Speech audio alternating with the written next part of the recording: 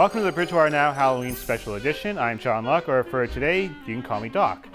Throughout this program, we'll be joined by some familiar faces from the news and their costumes, but we start off with a special opportunity for a new face here in town to introduce herself to residents and students spreading some hospitality on a sidewalk.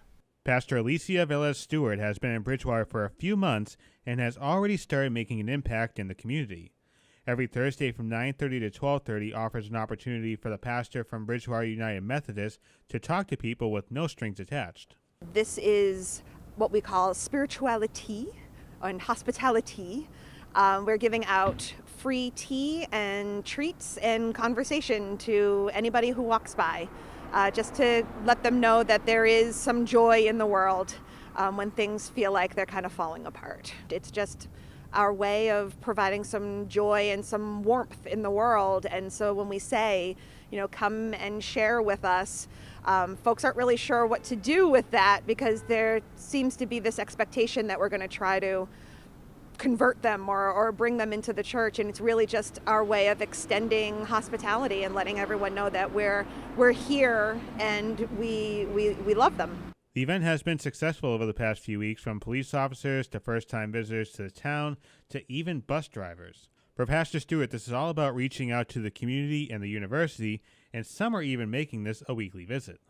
People aren't sure yet what to make of it, because we do offer it without any strings attached. It's a great way for me to meet folks and to meet the students and meet people who are in the neighborhood. It's been fantastic. We've even had students who've seen us the last couple of weeks coming back to say hello and introduce themselves and take part. And the day after Halloween is also known as Dia de los Muertos, and there will be an opportunity for residents to take part in the festivities.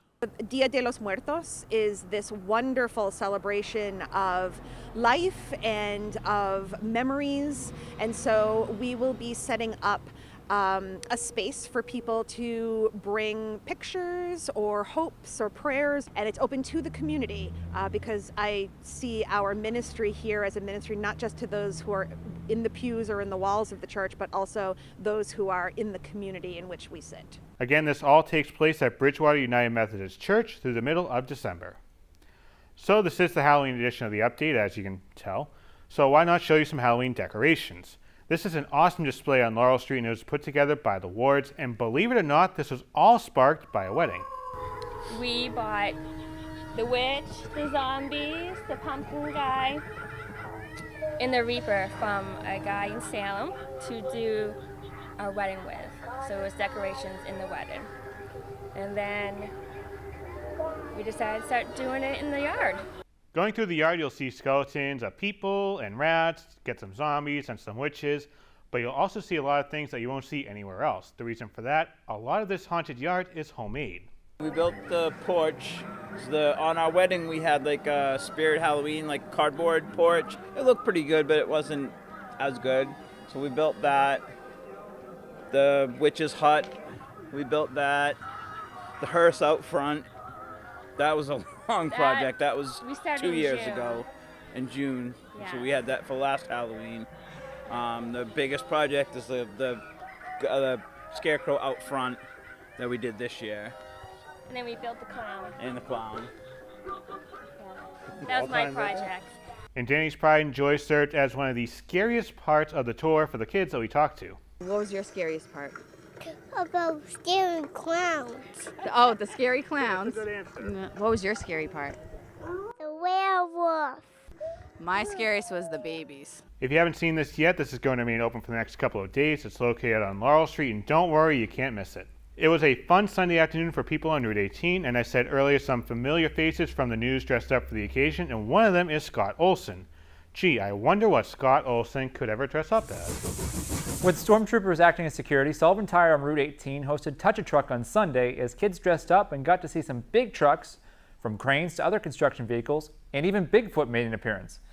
Not the monster, but the monster truck, and it certainly lived up to its name. Big League Brian made some time in his recently busy schedule with the world champion Boston Red Sox to come to Bridgewater for an afternoon that everybody had a fun time at. The event was organized by the Greater Bridgewater Women of Today. Halloween costumes are a must this time of the year, and a recently released survey reveals some of the top costumes. For children, the top 5 costumes are a Star Wars character, Number 4, Spider-Man. Number 3, an animal. Number 2, most popular, is a Batman character. And number 1 amongst children's costumes choices is an action superhero. I don't know, I think engineer is better, but that's just me. But for adults, a Marvel superhero like Spider-Man or Captain America is ranked number 5. Pirate is 4th most popular. 3, much like the children, is an animal. Number 2 is a Batman character, just like children. And the most popular costume among adults is a witch. Interesting choice. Halloween is a big day because we dress up in costumes and eat a lot of candy. A lot of candy. A lot, right? A lot. But people spend a lot of money for the night on October 31st. According to the National Retail Federation, total spending this year is expected to reach $9 billion, with most Americans spending around $87. For Bridgewater Now, I'm Scott Olson. Send it back to Doc. Thanks, Scott. You just heard about costumes and how much a lot of people will spend on them. Safety is a big part of trick-or-treating, especially for the kids. And Mary Evers has more with Halloween safety. Thanks, Doc. Halloween night is finally here, which means that many children will be out and about in town in search of their tricks and their treats. But before letting your little ones out the door at night, there are a few things parents can do to make sure it's a safe and enjoyable Halloween.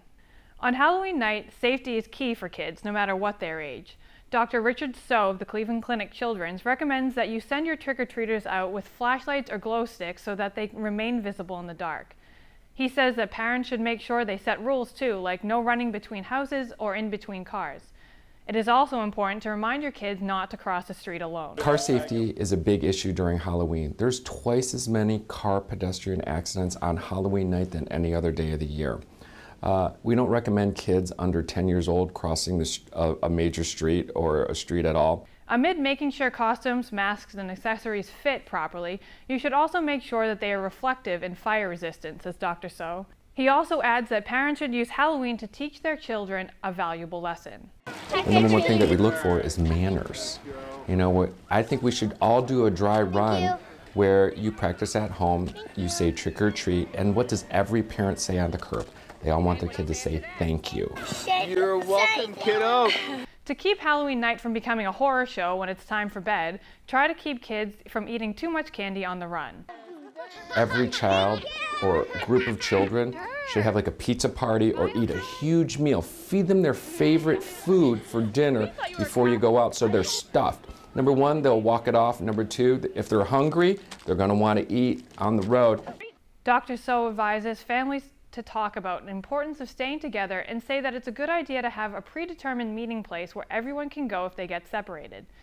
He says that parents should use their cell phones and make sure that they're charged at all times. Dr. So says parents must pay close attention to their kids who have food allergies.